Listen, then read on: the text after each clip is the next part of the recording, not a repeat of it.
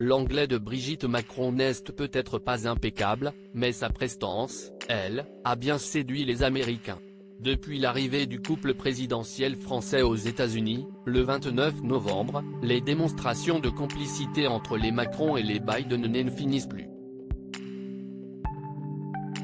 Après avoir partagé un dîner convivial entre amis, les tandems de pouvoir étaient les vedettes d'une soirée grandiose organisée à la Maison-Blanche, ce jeudi 1er décembre.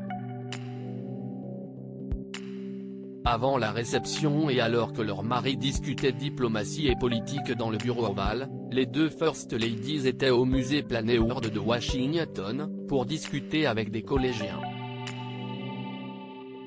Dans un extrait partagé sur Instagram par Tristan Bromet, conseiller de Brigitte Macron, la première dame française plaisante sur son niveau d'anglais. Désolé pour mon anglais, mais je vais essayer, a-t-elle notamment déclaré, provoquant les rires de l'assistance. Elle s'en sort très bien, non? Tu t'en sors vraiment bien, l'a alors soutenu Jill Biden, qu'elle tenait par la main. Peut-être que certains peuvent me poser des questions en français, a ensuite proposé l'ex-professeur de lettres.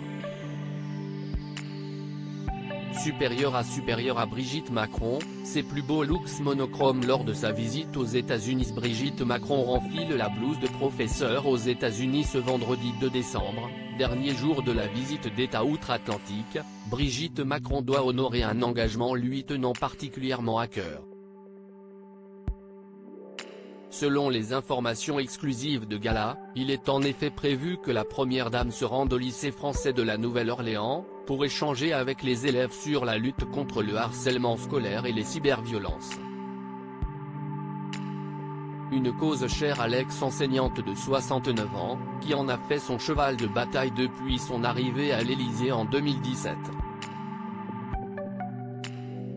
Le 7 novembre dernier, la mère de Tiphaine, Laurence et Sébastien Nozière avaient d'ailleurs lors d'un déplacement dans un collège de Seine-et-Marne. Accompagnée du ministre de l'Éducation et de la Jeunesse, Pape Ndiaye, Brigitte Macron avait ainsi lancé la campagne Non au harcèlement, pour la période 2022-2023.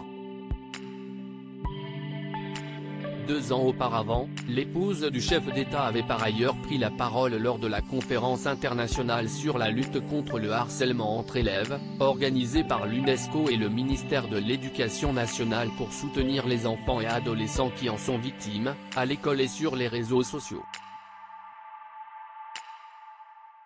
Crédit photo, Dominique Jacovide.